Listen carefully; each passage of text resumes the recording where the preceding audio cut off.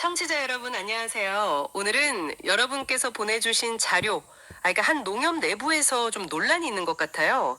소셜 미디어 게시글이랑 관련 유튜브 영상인데 이걸 좀 집중적으로 살펴보겠습니다. 네, 핵심은 그 수억 원대 특별 성과급 지급 결정 이게 있었고 여기에 대해서 한 조합원이 문제를 제기한 거죠. 아주 강하게요. 네, 그 김상원이라는 조합원이 문제를 제기했는데요. 이게 단순하게 뭐 불만 있다 이 정도가 아니고 아예 법적인 책임까지 언급하고 있더라고요. 법적 책임이요. 네, 그래서 이 주장이 어디서 나왔는지 또 근거는 뭔지 이런 배경을 좀 차근차근 짚어보면서 이게 어떤 의미인지 같이 이야기 나눠보면 좋겠습니다. 좋습니다. 그럼 오늘 저희는 이 논란의 핵심 쟁점이 뭔지, 그리고 아까 말씀하신 그 법적 근거는 또 뭔지, 이걸 좀 명확하게 파악해 보죠. 그래서 여러분께서 이 사안을 좀 다각도로 보시는데 네, 도움을 드리는 게 목표입니다. 네네, 바로 본론으로 들어가 볼까요?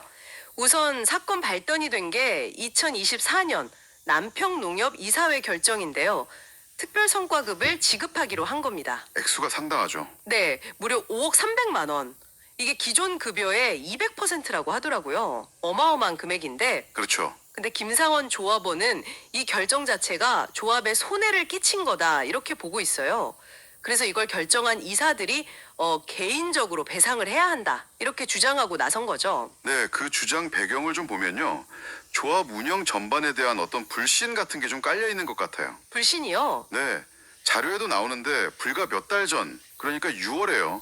농협중앙에 16억 원이나 되는 돈을 추가로 출자를 했다는 거예요. 16억 원이요? 그것도 큰 돈인데요. 엄청 크죠.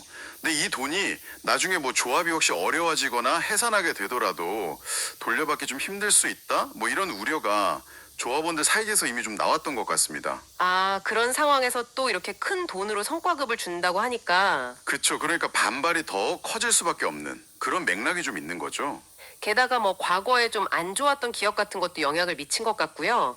자료 보니까 김모 전 조합장 시절 이야기도 나오더라고요. 네, 맞아요. 뭐 조합장 가족 빚을 좀 부적절하게 처리해줬다거나 아니면 조합 돈을 선거운동에 썼다더라 이런 식의 소문이 돌았다는 내용이 언급되는데 그때는 사실 조합원들이 알면서도 뭘 어떻게 할 수가 없었다? 약간 이런 무력감 같은 것도 좀 표현되어 있더라고요. 아, 그런 경험들이 있으니까 이번에는 좀 더 예민하게 반응하시는 걸 수도 있겠네요. 네, 그럴 가능성이 높죠. 아, 이번에는 그냥 넘어가면 안 된다. 이런 부도덕하거나 잘못된 운영이 반복되는 걸 막아야 한다. 이런 문제의식이 상당히 강하게 작용한 걸로 보입니다. 그냥 감정적인 반발이라기보다는 어떻게 보면 과거의 잘못을 되풀이하지 않으려는 그런 움직임으로도 읽힐 수 있는 거죠.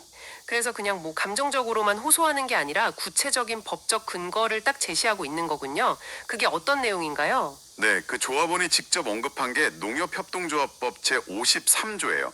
임원의 의무와 책임이라는 조항인데, 임원의 의무와 책임. 네, 핵심은 그겁니다. 농협 임원들은 법이랑 정관 잘 지키고 조합을 위해서 성실하게 일해야 한다. 이게 첫 번째고요. 이랑 네, 당연한 얘기 같지만 법으로 명시되어 있군요. 개인적으로도 책임을 져야 하고 또 함께 연대해서 배상할 책임이 있다는 거예요. 이양. 아, 연대 책임이요. 혼자 책임지는 게 아니라 같이. 네, 그렇죠. 그리고 고의나 좀 중대한 과실로 조합이 아니라 제3자, 외부 사람한테 손해를 끼쳐도 연대배상 책임이 있고요. 사망. 또 중요한 게 이사회에서 뭔가 의결을 했는데 그 결정 때문에 손해가 났다. 그러면 그 의결에 찬성한 이사들도 같이 책임을 져야 한다는 겁니다. 사항. 이사회 결정이면 다 같이 한 건데 찬성한 사람만 책임을 진다고요? 네, 법에는 그렇게 되어 있어요. 특히 회의록에 나는 반대했다. 이런 기록을 명확하게 남기지 않으면 그냥 찬성한 걸로 본다는 내용도 있습니다. 사항. 이게 아마 김 조합원이 문제를 제기하는 핵심 근거 중 하나일 거예요. 와, 그럼 회의록 기록이 엄청 중요하겠네요. 그냥 가만히 있으면 찬성으로 간주될 수도 있다니. 네, 그렇죠. 마지막으로 뭐 결산 보고 같은 거 허위로 하거나 해서 손해 끼쳐도 마찬가지로 책임을 진다고 되어 있고요. 5항. 결국 그 김상원 조합원 논리는 이러네요.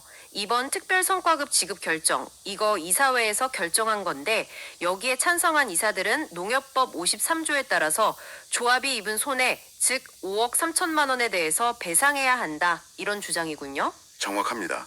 법조항을 딱 근거로 들면서 문제 제기의 어떤 정당성을 확보하려는 시도로 보입니다. 네. 정리를 좀 해보자면 남평농협에서 한 조합원이 거액의 성과급 지급 결정에 대해서 과거 운영에 대한 어떤 불신 같은 걸 바탕으로 농업협동조합법이라는 아주 구체적인 법조항을 들어서 이사들한테 책임을 정면으로 묻고 있는 그런 상황이네요. 네. 이 사례가 보여주는 게 좀 흥미로운데요. 협동조합처럼 조합원이 주인인 조직에서 어떤 중요한 특히 재정적인 결정이 내려졌을 때 구성원들이 어떻게 문제를 제기하고 또 법이나 제도 같은 걸 통해서 책임을 물을 수 있는지 그 과정을 보여주는 한 단면이라고 할 수 있겠습니다. 특히 소셜미디어 같은 걸로 공론화하고 또 법적 근거를 딱 제시하는 방식이 좀 눈에 띄네요. 맞습니다. 그런 방식들이 요즘 활용되는 걸 보여주는 거죠. 오늘 저희가 살펴본 내용 외에도 여러분께서는 이 상황을 보시면서 어떤 생각이 드시는지 궁금합니다. 예를 들면 이런 조합원 기반 조직의 의사결정 과정은 과연 어디까지 투명하게 공개되어야 할까요? 기준이 뭘까 싶기도 하고요. 그렇죠. 어디까지 공개해야 하고 또 어떻게 공개해야 하는지도 문제고요. 네, 그리고 또 이렇게 문제가 생겼을 때 법적 책임을 묻는 것도 중요하지만 그 전에 평소에 조합원들이 조직 운영에 좀 더 실질적인 영향력을 행사할 수 있는 방법은 없을까? 뭐 더 효과적인 방법은 없을지? 이런 점들도 한번 같이 고민해 보면 좋을 것 같습니다.